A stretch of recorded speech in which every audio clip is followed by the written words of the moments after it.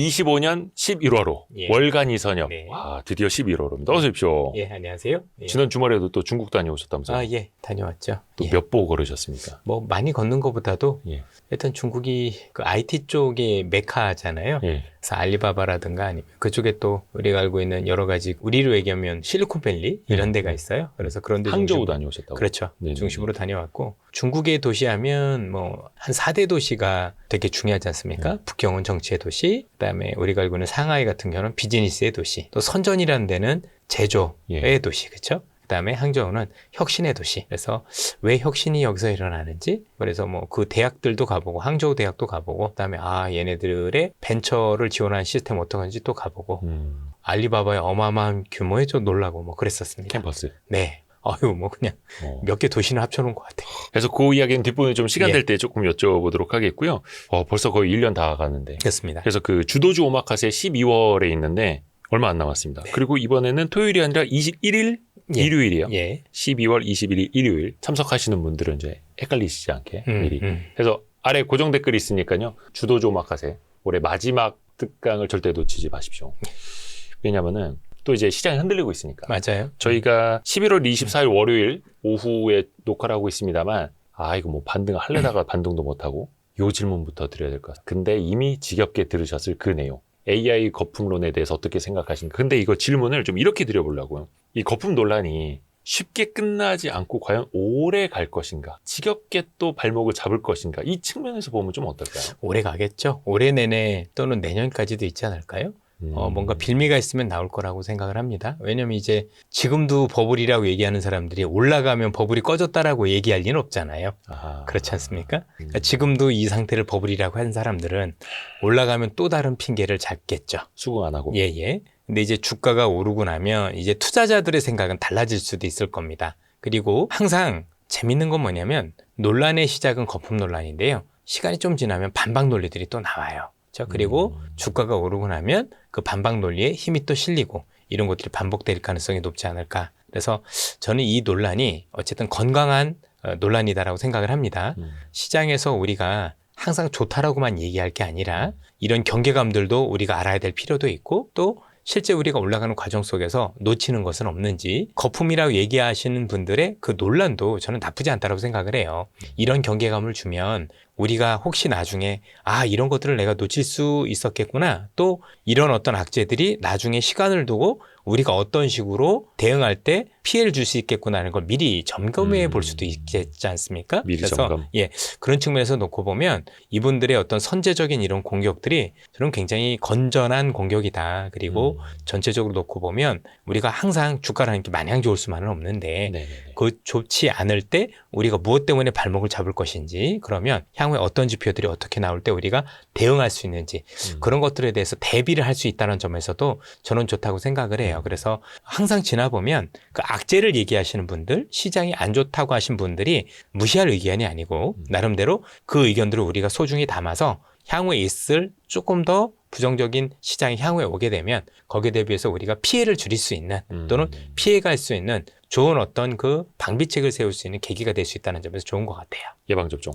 그래서 저는 그분들이 지금 얘기하신 게 그 의견이 틀렸다 맞았다가 아니고요. 나름대로 그 의견대로 돼서 시장이 이제 우리가 보통 끝났다라고 얘기하는 시점이 저는 지금이 아니다라고 보는 겁니다. 차이점은 그런 것 같아요. 일단 저는 버블에 대해서 동의를 하지 않고 있는 편인 거고 전반적으로 놓고 보면 버블이란 논란만 빼놓고 보면 그분들이 지적하는 일부 지적에 대한 의견들, 부정적인 의견들에 대해서는 우리가 귀담아 들을 필요는 있다. 그리고 그게 생각보다 시점을 꽤 오래 두고 뒤에서 우리한테 뭔가 영향을 줄 가능성이 있다 정도로 보시는 게 어떨까 싶습니다. 근데 또 이제 염려가 되는 거 이거예요. 과거에도 그 엔비디아가 어닝 서프라이즈를 기록을 하면 꽤 그 흐름이 이어졌는데 이번에는 특이하게도 엔비디아의 어닝 서프라이즈가 하루도 제대로 못 가지 않았습니까? 그러면서 뭔가 이게 좀 많이 또 뭔가 누르는 힘이 더 강한 것 아닌가? 이런 염려들이 좀 생겨나더라고요. 왜냐하면 지금 시장을 부러뜨린 원인들이 몇 가지가 있는데 네. 그중에서 해결된 게 아무것도 없기 때문이에요. 그래서 그런 요인들이 하나씩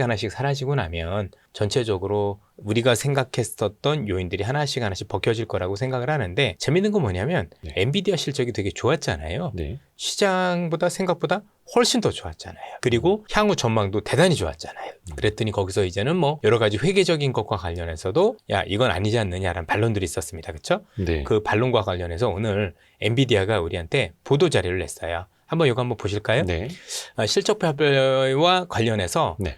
굉장히 논란들이 많았어요. 그리고 그 실적 발표 논란에 여러 가지 근거들 중에서 뭐 여러분들 아시겠지만 일단은 뭐 매출 채권에 대한 얘기도 좀 많이 있었었고 현금 흐름에 대해서도 얘기가 많이 있었는데 일단은 숫자에 대한 이견은 없었어요. 그렇죠? 너희들 너무 좋은 것도 알고 있고 다음 분기도 특히 내년에 원래 시장에서 예상했었던 게 2천억 달러 정도의 매출을 예상했는데 여기서는 그 더블을 불렀죠. 그래서 와 싶었는데 뭔가 시장에 대해서 특히 마이클 버리 같은 친구가 마이클버리. 이런저런 얘기를 했고 그래서 지금 이 자료가 엔비디아의 반박문이에요. 그렇죠? 이렇게 반박을 했어요. 첫 번째 반박이 뭔 줄 아세요? 친절하게 또 번역도 해주셨습니다. 이건 이제 메리츠 증권에서 이번에 자료를 이렇게 해주셨더라고요. 저도 그래서 김선우 위원께서 하신 것 같은데 네. 저도 굉장히 고맙게 생각을 하고 있고 일단은 첫 번째가 뭐냐면 숫자도 틀렸어요.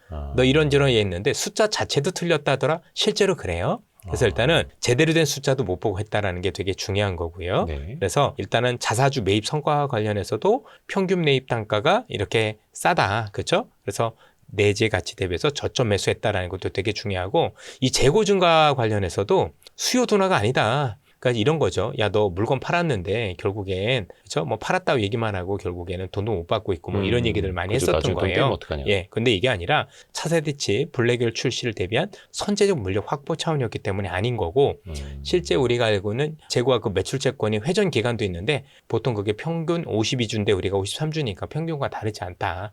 그래서 큰 의미가 없다. 뭐 그런 얘기들도 많이 한 거죠. 여기 네. 밑에 보면 매출 채권 건전성과 관련해서도 그래서 여러 가지와 관련해서 여러 가지 얘기들이 많이 했는데 전체적으로 놓고 보면 마이클 버리가 얘기한 건 정말 사실이 아니다. 그래서 이렇게 얘기가 내놓는 것도 되게 드문 케이스였었고 그리고 전반적으로 놓고 보면 나름대로 마이클 버리의 어떤 공격도 일부는 일리가 없진 않지만 제가 볼 땐 틀린 것들도 너무 많았다는 점에서 우리가 좀 보실 필요가 있다고 생각을 해요. 근데 주목주목. 일단은 엔비디아가 논란의 중심이 선 건 크게 두 가지였던 것 같아요. 제가 볼 때는 요건 약간 핑계거리고요. 첫 번째는 뭐냐면 역시 여러분들 알고 계시는 여러 기업들과 그 순환해서 거래했던 거. 그렇죠? 그 중심에 일단 엔비디아가 네. 오픈 AI가 있긴 했지만 요 기업도 거기에 들어갔던 게 있었고 또 하나는 생각보다 많은 그 미국의 구루들이 엔비디아를 좀 팔았어요. 네, 그렇죠. 우리가 손정희도 팔았고 여기저기 팔다 보니까 마이클 버리도 마찬가지였을 거고 자, 이렇게 많이 팔고 나면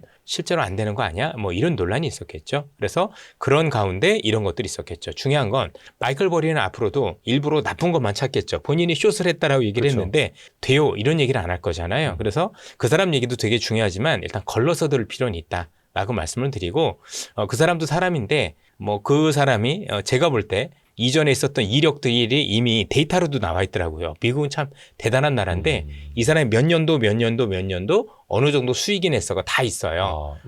2008년 이후는 저보다 수익률이 좋은 적은 없어요. 제가 공개하기 애매해요. 아니 저희 방송 보시면 아시겠지만 우리 3년치를 보시자고요. 네네. 3년치를 봐도 다르잖아요. 그렇죠? 이분이 잘한다 못한다라는 개념보다도요.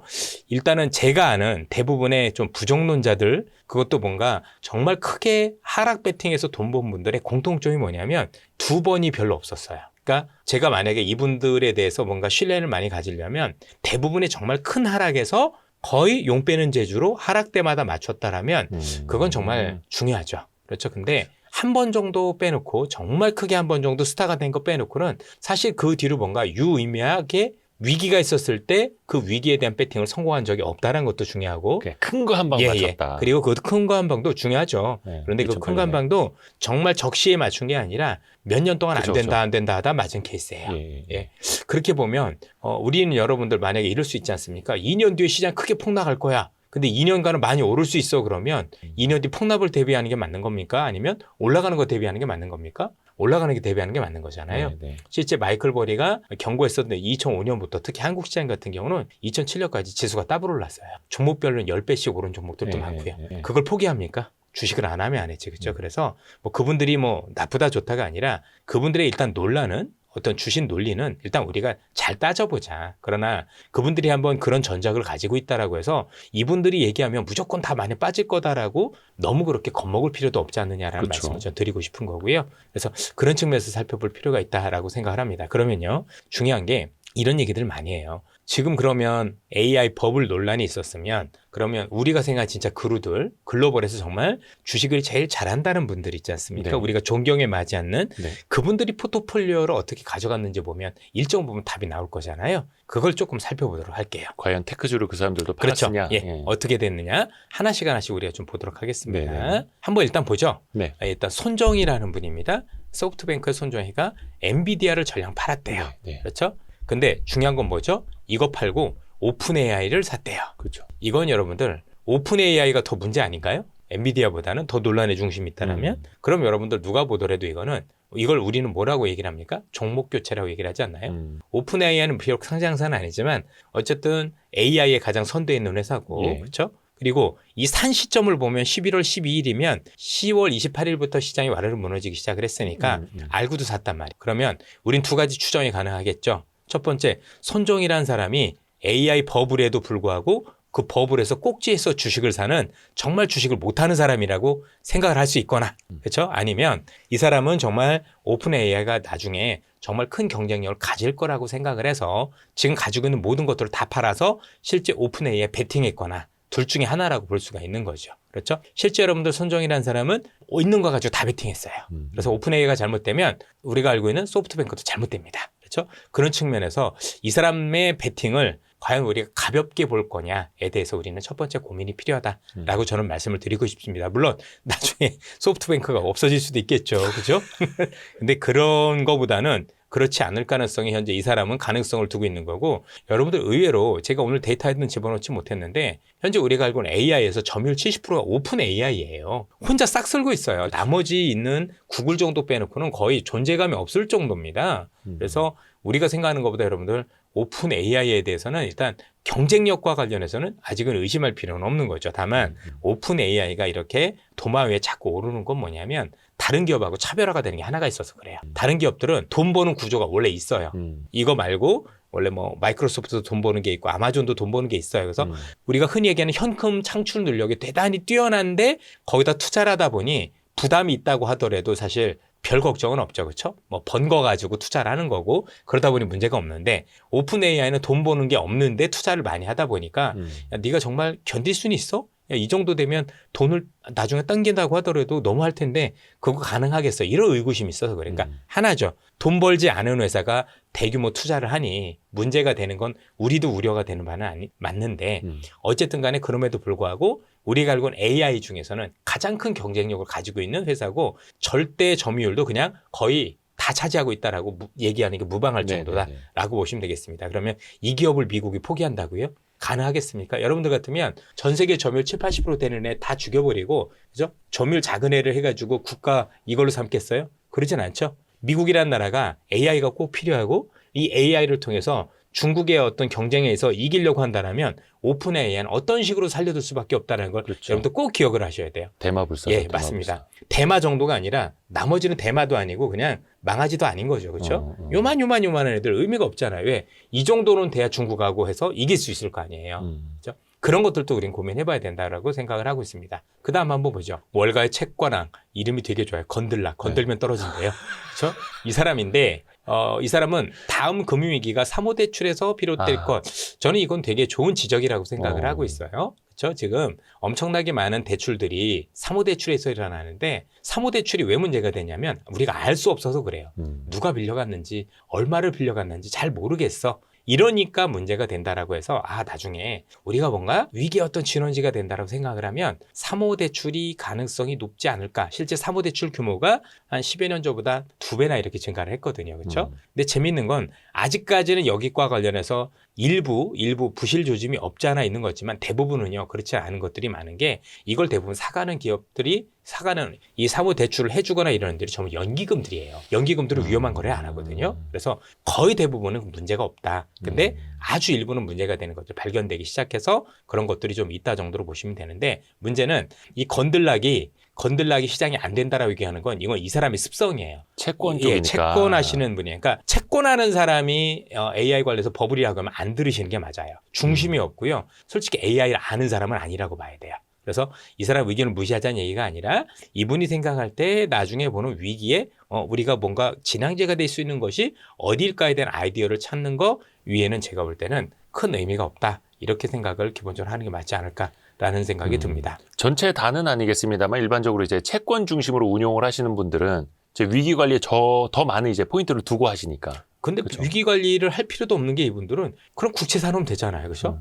나머지는 다 터질 거고 자기들은 돈 버니까 그런 게 하는 건데 채권하신 분들 입장이 만나보면 항상 부정적인 얘기만 많이 하세요. 그래서 저는 그래서 채권한 사람들하고는 잘 안 어울려요. 경제가 안 좋아야 좋으니까. 예, 거기는. 예. 그래서 그 사람들 만나면 되게 우울합니다. 그죠? 맨날 뭐 안 좋아. 그죠? 끝났어. 이런 얘기만 하는데 주가는 계속 올라가고 뭐 그런 일들이 일어나서 이분들이 잘못됐다는 얘기는 아니에요. 이분들의 업이 그래요. 그쵸, 그쵸. 예, 입장이. 바꿔 생각하면 저희들처럼 주식만 생각하는 사람들도 너무 또 좀 좋게만 얘기할 수 있기 때문에 그것도 걸러들을 필요는 있다. 그래서 좀 중심을 잡고 보는데 이분 건들락이라는 분의 이 뷰에서 우리가 봐야 될 거는 좋다 나쁘다가 아니라 혹시 위기가 생긴다면 어디서 나올 수 있는지 아이디어를 줬다는 측면에서 우리가 볼 필요가 있지 않을까라는 생각이 듭니다. 네. 자, 그러면 최근에 나왔던 여러 가지 기사들이 얼마나 잘못됐는지 제가 말씀을 드려볼게요. 헤지펀드 매니저 댄 로브라는 사람이 있어요. 어마어마한 사람이거든요. 기사가 뭐죠? 빅테크 투자 확대. 마이크로소프트는 지분 2배 늘려. 이것도 11월 달 거죠? 11월 중순에 그죠? 그래서 마이크로소프트 지분을 2배 늘리고 엔비디아와 아마존닷컴에 대한 포지션도 추가로 늘렸다. 신규로. 이 사람도 예. 그래서 3분기 들어서 심리가 개선되자 기술주 베팅을 재개한 것으로 보인다. 왜냐면 이 사람이 4월 달에 줄였었고 우리가 알고 있는 그 관세 있을 때 줄였다가 지금 다시 산 거예요. 그럼 이 사람은 꼭지 잡은 거네? 이렇게 생각할 수 있는데 이 사람들이 AI 버블이라면 샀을 리가 없죠. 그럼 이 사람만 그랬느냐? DI 캐피탈도 그랬어요. 여러분들 굉장히 큰 데거든요. AI주 했고 지금 다 팔았던 엔비디아 메타를 신규 투자를 했어요. 다르죠. 특히 보세요. DI 캐피탈 투자자는 AI 관련 주식의 밸류에이션 논란과 시장 변동성이 커지는 가운데 이루어졌다. 지금 샀다. 그렇죠? 앞으로 좋게 본다. 자, 그럼 이분만 그랬느냐? 우리가 존경에 맞지 않는 버크셔 회사의 워렌 버핏도 네. 구글을 샀죠. 이건 대단한 거죠. 그래서 구글에 대해서 다르게 생각하는 사람도 있지만 왜 그렇게 생각을 하죠? 여기는 AI 기업이에요, 그냥. 그렇지 않습니까? AI로 제일 나가는 거고 AI 중에서 여러분들 알고 계시는 엔진이 원래 트랜스포머라는 엔진인데 그 엔진을 원래 만든 데도 저희 구글이에요. 얘네가 제일 먼저 만든 거고 얘네들이 가지고 있는 그 알파폴드라는 그 AI 관련한 바이오도요. 세계 최강이에요. 얘가 단백질 구조도 얘가 만든 거고 그 알파폴드가 뭐의 전신이냐면 여러분 알파고 아시죠? 바둑도 썼던 이 전신이 구글이거든요. 딥마인드. 그렇죠? 예, 딥마인드죠. 다 여기서 나온 거라서 그렇습니다. 우리가 알는 벅셔 회사에도 샀고요. 그리고 제가 올 때 보니까 그 돈나무 언니도 엔비디아 샀다는 기사가 제가 보니까 지금 나기 시작을 했고요. 그렇죠? 그래서 나와요. 여러분 잘 아시는 드렁컨 밀러 어마어마하신 분이죠. 그렇죠? 이 사람 뭐라고요? 3분기에 아마존하고 메타 다 늘렸다잖아요. 그렇죠? 그러면 일단은 고민해 보십시다. 우리나라에 있는 대부분의 언론이 얼마나 시장을 과장하고 있는지 한번 제가 말씀을 드려볼게요. 객관적으로 볼게요. 여기 지금 누가 이렇게 기사로도 지금 네이트에서 이렇게 기사를 잘 정리해 주셨는데 네네네. 미국의 구루들은 우리가 흔히 얘기하는 AI 관련 기업들을 비중을 줄였습니까? 자, 제가 볼게요. 정말 시장이 우리가 알고 있는 버블이라면 네. 그죠? 정말 끝났다라면 이렇게 하는 게 맞겠죠. 첫 번째, 이분들이 AI 관련 주식을 다 팔고 그냥 주식 측면에서 얘기하면 경기 방어주를 늘렸습니다. 맞지 않나요? 그렇게 되는 게 정상이죠. 두 번째, 이게 아니라면 주식 다 팔고 현금을 늘렸어요. 라는 게 정상이죠. 근데 실제 매매한 거 보니까 어때요? 둘 중에 하나죠. 의외로 신규로 삼는 사람들이 더 많아요. 미국의 3분기 13F라 그래서 제가 싹 다 뒤져봤거든요. 미국의 상위 펀드들 우리가 뭐 진짜 드렁컨 밀러라든가 정말 시장에서 대단한 사람들이야 잘한다는 사람은요. 줄인 사람이 없어요. 전부 다 우리가 생각하는 AI 관련주들을 더 늘렸다고요. 훨씬 더 많이 늘렸고 그렇죠? 동시에 워렌 버핏도 거기에 들어가 있어요. 또 일부 사람들은 종목을 교체한 거죠. 예를 들어서 아까도 말씀드렸지만 엔비디아 팔았어. 그리고 나서 뭐 경기 방어주 샀으면 모르겠지만 아니라고요. 그 안에 있는 또 빅테크 안에서 7개 중에서 또 산 거예요. 이거는 우리로 얘기하면 삼성전자 팔고 하이닉스 산 거죠. 그런 식인 거잖아요. 이렇게 생각을 하면 최소한 이 사람들의 생각이 다 맞다라고 저희들이 말씀드릴 수는 없지만 정말 많은 미국 구루들은 아니 탑에 안에 있는 사람들 1등부터 10등까지 모든 사람들은 AI를 늘렸다라는 걸 볼 수가 있어요. 특히 지금을 이용을 해서. 그렇죠? 근데 이분들은 워렌 버핏이라는 분도 계시지만 기본적으로 기업에 대한 밸류션을 제일 많이 따지는 사람들이에요. 근데 여러분 시청자분들도 아는 버블이라고 하는데 그걸 따라 샀다고요? 여러분들이 주식 잘합니까? 이분들이 잘합니까?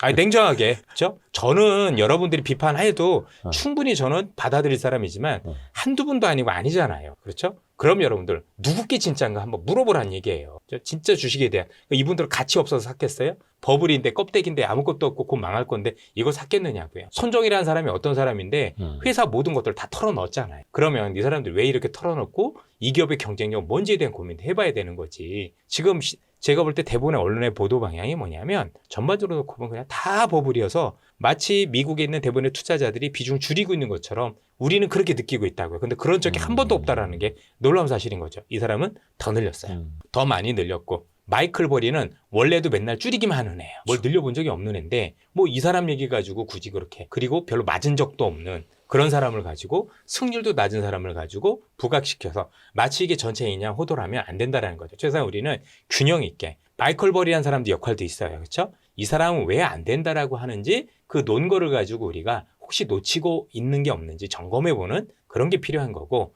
아까 했던 건들락이라는 사람을 통해서도 어차피 채권을 되게 잘 아시는 사람이니까 이 사람이 생각할 때 위기의 진앙지가 무엇이라고 얘기하는지 그래서 우리가 놓치지 않고 그런 것들을 계속 모니터링 하면서 우리가 어느 순간에 다가올 수 있는 그 위기에 대해서 우리가 효율적으로 대응할 수 있는 수단을 기르면 된다라는 거고 객관적으로 제가 실력이 부족해서 또 우리가 실력에서 볼 때는 미국에 정말 대단한 구루들이 있는데 이 구루들이 지금 포지션을 어떻게 취하는지 봐야 되는데 실제 보니까 어땠어요? 더 늘렸어요. 그리고 일부는 그 종목을 팔았는데 신문에서는 그 종목 팔았다만 나오죠. 이것만 팔았어. 근데 실제 어땠어요? 이거 팔고 똑같은 AI를 산 거죠. 그렇죠? 삼성전자 팔고 하이닉스 사고 어떤 사람 하이닉스 팔고 삼성전자 살았어요. 그런 셈이죠. 예, 이걸 그래서 저는 이렇게 말씀을 드립니다. 버블이 된 경고가 아니라 대가들은 포트폴리오를 변경하고 있다.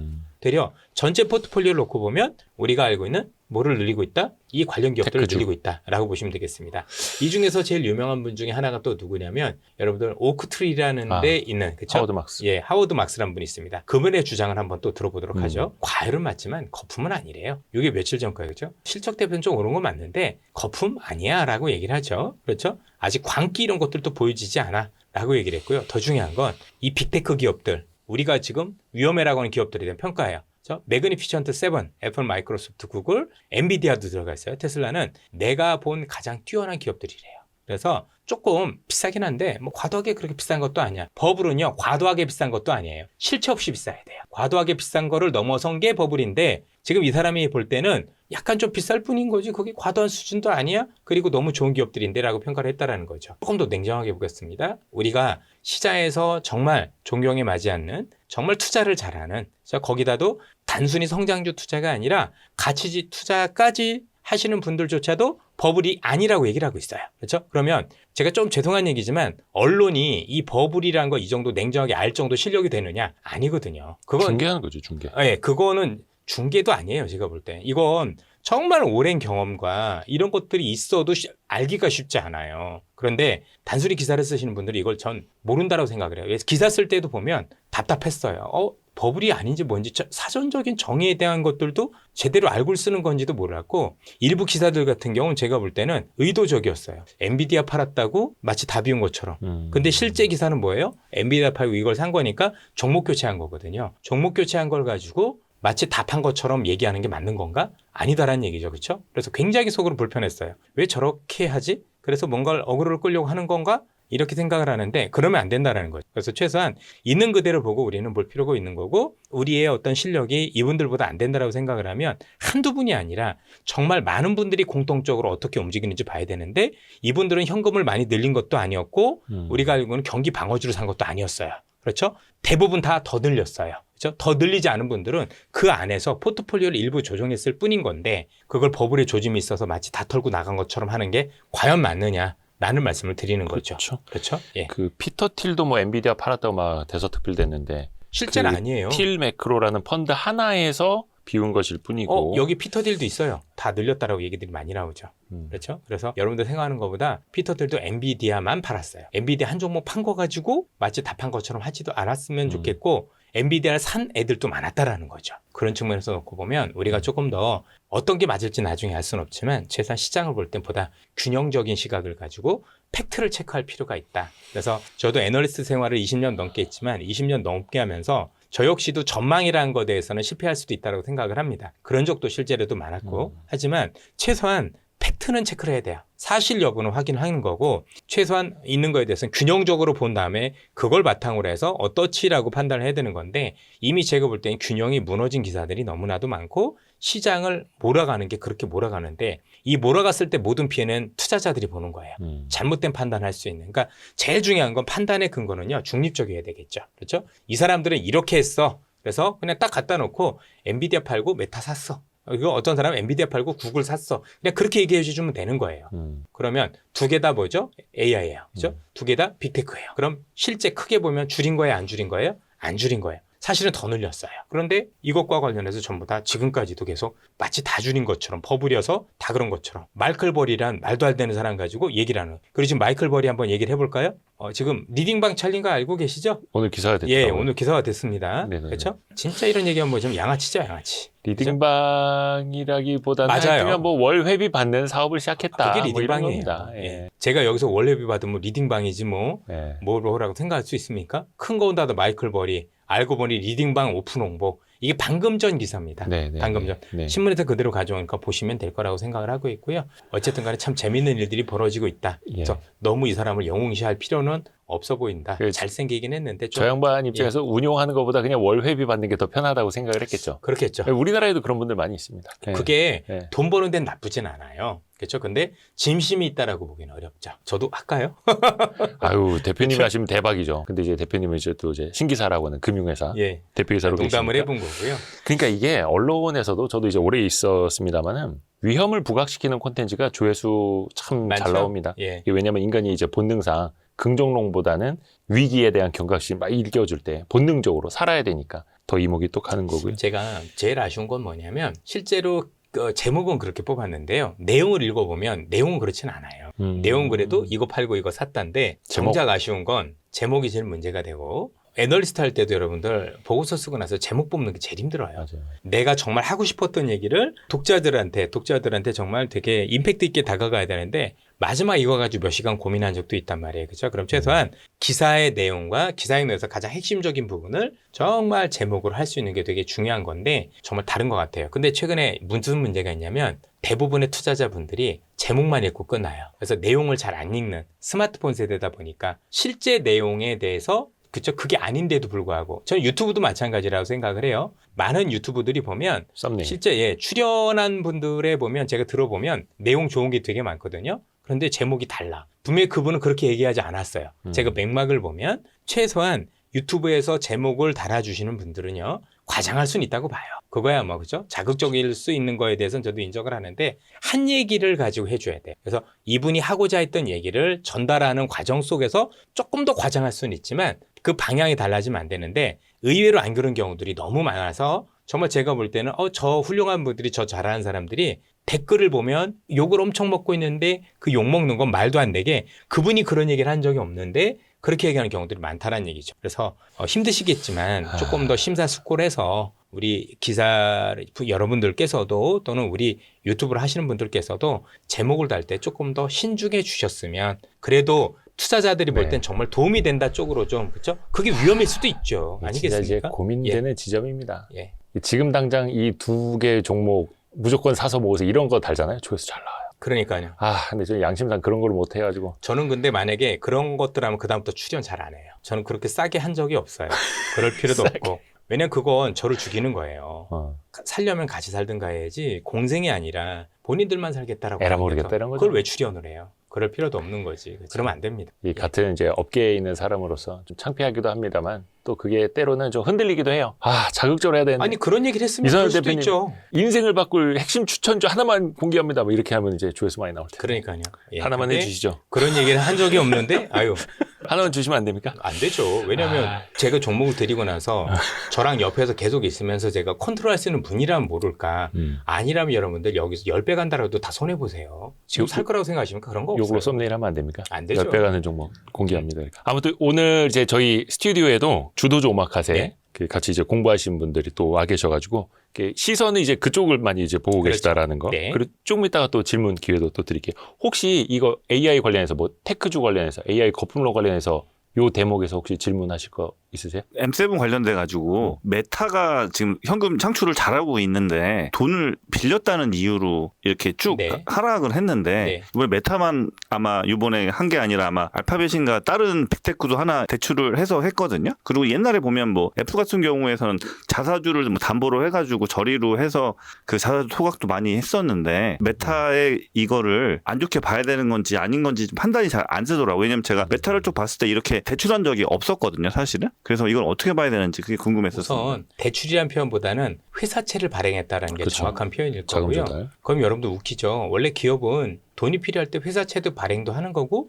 유상증자도 하는 거예요. 그렇죠. 한국 기업들 같았으면 벌써 물적 분할까지 다 했을 거라는 얘기죠. 근데 걔네들은 최소한 그렇게 안 하잖아요. 그런데 왜 회사채라는 수단을 했냐면 그게 현재 가지고 있는 현금을 쓰는 것보다 훨씬 더 유용이 있기 때문이에요. 일단 대부분의 빅테크 기업들이 발행하는 회사차의 만기가 얼마인 줄 알고 계십니까? 최소 40년에서 50년이라 워낙 장기채다 보니까 기업들 부담이 적고 그렇죠? 뭔가 회계에서 인식할 때도 부채로 인식할 때 그것도 되게 가볍게 할 수 있다는 장점이 있고요. 그 연구체처럼. 네, 이거 누가 사가는 줄 아세요? 미국 연기금들이 다 사가고 있어요.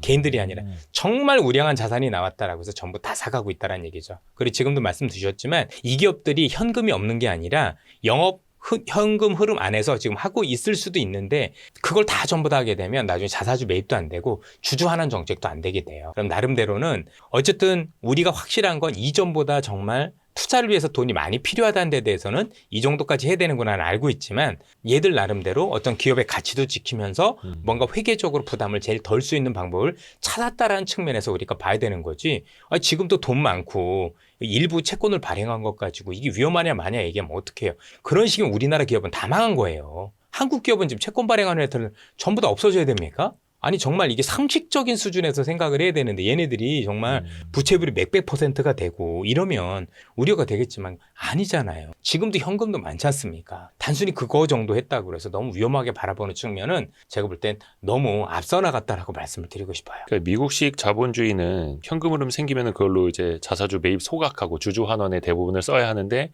야 니네가 자본적 지주 캐펙스 투자를 많이 늘려? 불안한데? 뭐 이렇게 또 보는 거죠. 왜냐면 마치 뭐 지금은 한국의 제조업 보듯이. 지금은 얘들이 생존이 걸린 문제잖아요. 그렇죠? 이 투자를 어떻게 하냐에 따라서 앞으로 메타 거 안 쓸 수도 있는데 그러면 어떻게든 해야죠. 그렇지 않겠습니까? 그런 측면에서 바라봐야 되는 거고 한 가지는 야 이렇게 돈이 많이 들어갈 정도였어에 대해서는 이견은 없지만 그럼 얘네가 감당 못할 수준이 아직은 아닌 거죠. 충분히 감당할 만한 수준인 거고. 그래서 아까도 우리 처음에 짚었지만 오픈 AI는 돈도 벌지 않는데 하니까 문제가 되는 건데 또 오픈 AI의 장점은 뭐냐면 일단 상장사는 아니에요. 그렇죠? 그러다 보니까 지수의 부정적 영향 덜하고 두 번째는 점유율이 그냥 압도적이에요. AI 중에서는 그냥 거의 얘 혼자 하고 있다라고 해도 된다. 우리니까 이것저것 쓰지만 글로벌적으로 놓고 보면요. 점유율이 70-80%라고. 그러면 그 기업이 대마불사 정도가 아니라 뭐 정글의 뭐 왕 이런 정도 되는 애인데 이 기업을 죽이고 나서 중국과 경쟁한다 아니면 뭐 한다라고 얘 논하기가 되게 어려운 거죠. 그렇죠? 분명한 거는 나중에 시간이 지나서 AI라는 게 딱 한 기업만 살아남지는 않을 거예요. 우리가 이제 스마트폰에서도 애플하고 구글하고 또 중국도 있고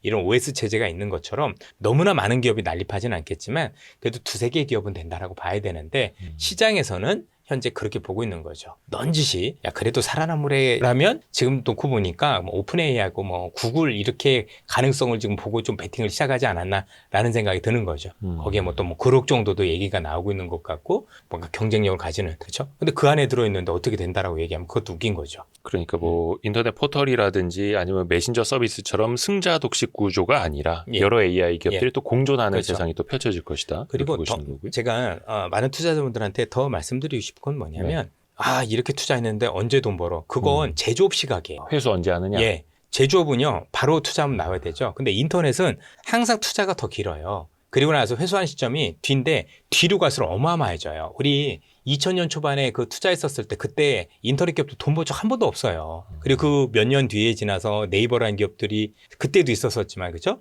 쭉 해가지고 그 뒤부터 어마어마한 수익을 창출해 지금까지도 왔잖아요. 그런 거에 대한 이해도 좀 해주셨으면 하는 생각도 드는 거고요. 지금도 얘네들이 발전하고 있다는 게 중요한 거예요. 그리고 최소한 얘네들이 이 기술을 가지고 어떻게 발전되고 있는지 그걸 보면 최소한 누군 돈 벌 게 조만간 나오겠죠. 이미 우리 많이 쓰고 있지 않나요? 그리고 지금 이게 연령별로 되게 중요한 건데 항상 새로운 것들은 나이 드신 분들은 조금 좀 문제가 된다고 생각을 해요. 덜 받아들이는데 조금 제가 볼 때 변화에 조금 늦게 반응을 하세요. 네네네. 그러니까 당신들께서 살아온 게 있다 보니까 그쵸. 변화에 능동적으로 이렇게 변했어? 내가 조금 더 변화에 능동적으로 해야 되는데 그게 쉽지 않은 거죠. 그건 저도 마찬가지예요. 그러면 지금 이 AI는 제일 잘하는 사람은 누가 뭐래도 20대예요. 10대고 이 친구들이 우리보다 몇십 배는 더 잘 알아요. 여러분들 어떻게 느끼셨는지 모르겠지만 전 이 AI가 엄청나게 돈이 되고 있는 걸 많이 보고 있어요. 대표적인 게 뭔지 아시죠? 시험 볼 때 지금 대학교 시험 볼 때 AI 터닝 때문에 전 세계가 난리죠. 얘들은 이미 도구로 쓰고 있는 거예요. 교수님들이 걱정하는 거 시험 보는 게 아닌 거 아시죠? 논문이에요, 논문. 논문도 이걸 쓰면 잡아낼 방법이 없을 정도로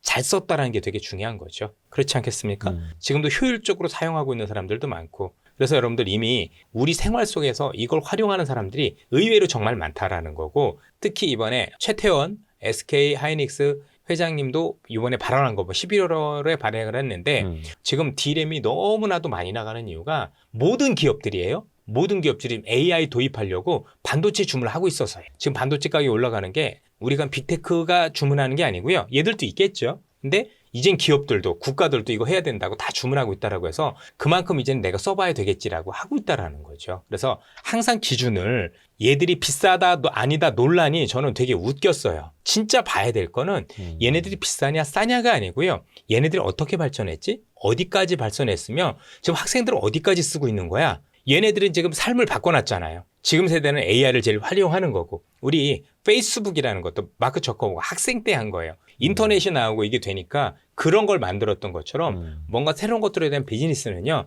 40, 50대 이런 사람들 머리에서 나온 게 아니에요. 이런 거예요. 그러면 지금 단순히 어떤 우리가 알고 있는 밸류에이션만 놓고 그러니까 기술의 발전이나 발전의 방향, 발전의 정도를 체크하지 않고 단순하게 어떤 재무제표만 보고 놓고만 평가하는 건 제가 볼 땐 반쪽짜리 평가할 수 있다라고 생각이 들어요. 뭔가 그쪽에 대해서 저도 보니까 유튜브에서 되게 공학자신데 하시는 중요한 분들 많으시더라고요. 네네네. 그런 분들이 더 잘한다라고 생각을 하고 있고 최소한 밸류에이션 놓고 이기 전에 이게 얼마나 발전을 했고 얼마나 파괴력이 있는지에 대한 이 변화의 크기는 좀 보고 얘기를 해주셨으면 좋겠어요. 그게 아니고 단순 밸류에이션만 가지고 가니까 안 되죠. 그래서 오늘 댄 아이부스라는 사람이 또 보고서 하나 냈어요. 꼭 읽어보세요. 그죠? 너희들 항상 이런 거 나올 때마다 안 된다고 얘기를 했는데 결국 대표적인 거 뭐 넷플릭스도 그랬죠. 그죠? 넷플릭스도 안 될 거야. 모두 안 될 거야 했는데 결국 지금까지 올라오지 않았느냐. 그러니까 너희들의 막힌 생각을 그걸 옳다고 착각하지 말아요. 변화를 받아들이지 않을 거면 그건 제대로 된 평가도 아니다라고 얘기를 하는 거예요. 를 하면서 느끼는 최대의 만족은 선택의 자유가 저한테 있다는 거예요. 평생 일을 하고 싶으신 분, 이미 직업을 잃어버리신 분들이 이 직업을 권하고 싶죠.